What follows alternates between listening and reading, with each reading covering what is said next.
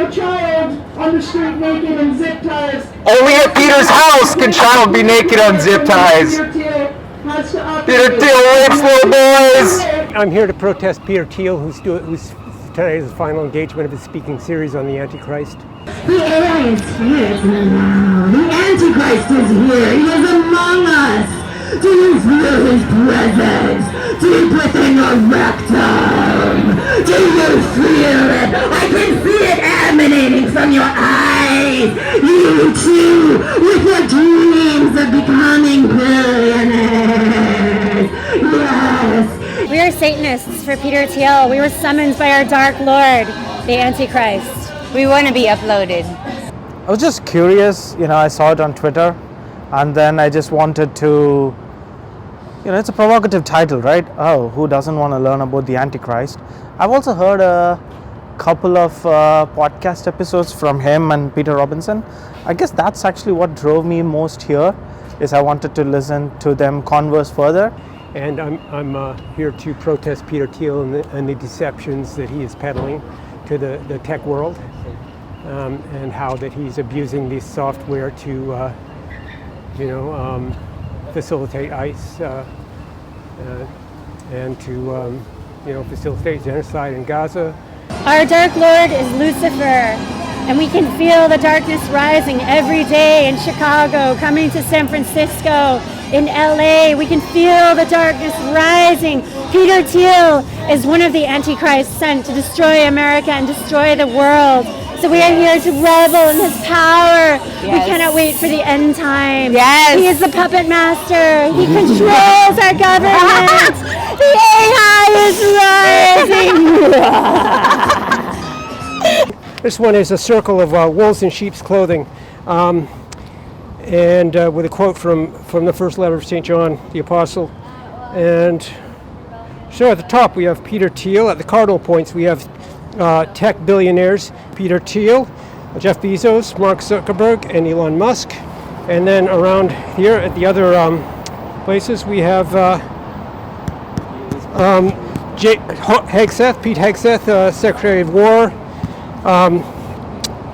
Pam Bondi, Attorney General, Vice President Vance, RFK Jr., Health Secretary, Marco Rubio, Secretary of State, Lee Zeldin, Secretary of the so-called Environmental Protection Agency, Kristi Noem, Homeland Security, and Stephen Miller, who's an advisor, Chief of Staff. What? I don't know what you're talking about. You don't know what I'm talking about? I genuinely am trying to understand you. Bro, take the mask off. It's really hard to hear with your thing. Yeah, I'm genuinely not following. Sounds very metallic. There's a lot of feedback, hard to hear. That's a little better, but you're muffled. Yeah, it's obviously you got It's like you're talking through a pillow, Well, you have to figure it out. Anyhow, so, this administration has cut tens of billions of dollars in science funding. Grants. It's not the baby blood. What happened to the rest of We bring it really good. Will you bring it to our dark one? I think it's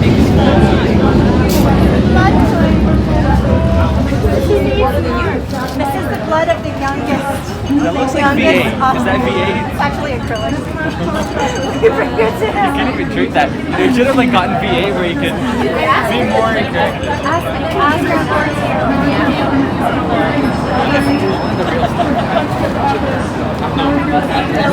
Great thing.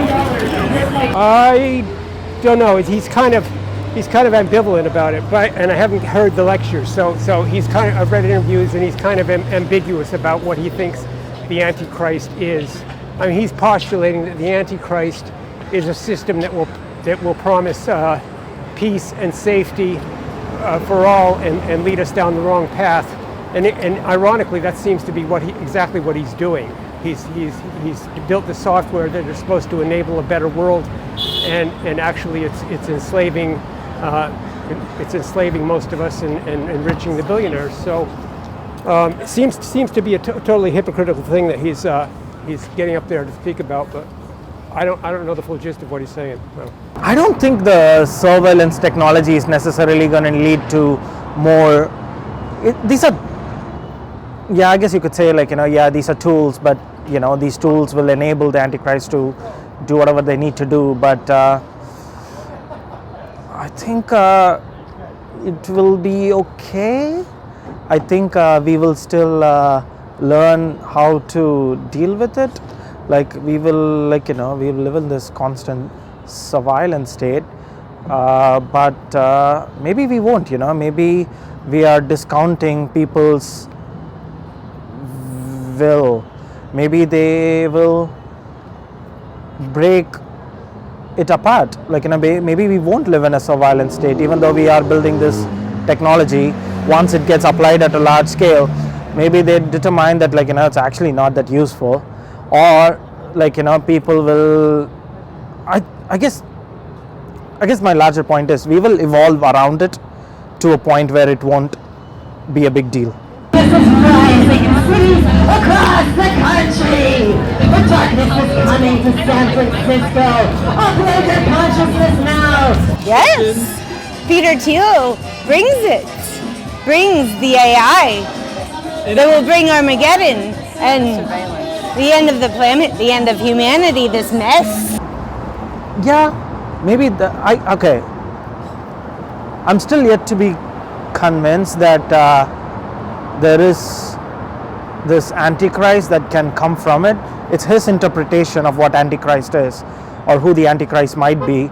And I think a lot of different cultures also have a lot of different variations of the same thing. But I think all of it kind of boils down to sort of future where it's mostly human suffering, where there will be excessive human suffering, but we have kind of almost accepted the human suffering. I think we kind of went through multiple phases of it, even during the medieval Dark Ages, and then the Greek Dark Ages. I feel it kind of repeats, and we've had this very long prosperous period, and I think all of this period have to go through this cycle. I think the Judgment Day is upon us, and I think that it's the root cause is humankind's abuse of the environment. Climate collapse is happening. Life is no longer going to be able. The planet is no longer going to be able to support 8 billion humans, if any humans at all. And the sixth mass extinction is happening now, and we're all going to get our comeuppance for having lived this way. Unfortunately, whether we deserved it or not. But we've been misled by leaders who've denied climate change and backpedaled and, have just pretending that the problem's not there so we can keep making more money and keep growing economically. And by the end of the century, I think that we're going to be, if any of us are still alive, it's going to be a wasteland. I mean, I absolutely believe that, but I could be wrong. I guess I believe in more of a cyclical approach than a one-time Antichrist. So I think maybe it will happen, but we will get over it, and then maybe a century or two from now there'll be another Peter Thiel, and he will probably talk about he or she will talk about the Antichrist, and there will be a bunch of people protesting that, rightfully so. I guess I subscribe more to the cyclical nature of things than this one time, okay, it's the Antichrist, it's the end time, there's no more future after that. I do think even if the Antichrist shows up, there will be a future after that. We will learn how to get over the Antichrist. At least that's how I feel about it. It's gonna bring out the best of us and the worst in us, I mean, people will come together to love and help one another, and a lot of people will be shooting one another for scarce resources, increasingly scarce resources. So ugly times or challenging times are ahead, and I'm doing the best I can to, speak up and act for the right side, on the side of the planet, on the side of life. I mean, I'll get a beer with anybody. I always have a nice conversation with him. He's one of the people protesting all the time. I always have a nice conversation with him whenever I come out. I think this was also one of Peter Thiel's most important point today is we need to be able to have these kind of conversations. We need to be able to talk to each other about our beliefs, and only when we stop talking to each other about our beliefs will that Antichrist or one world surveillance state succeed if we still talk to each other, I think we'll get over it. So yes, I will get a beer with him, and I'll get a beer with anybody, even if I disagree with them.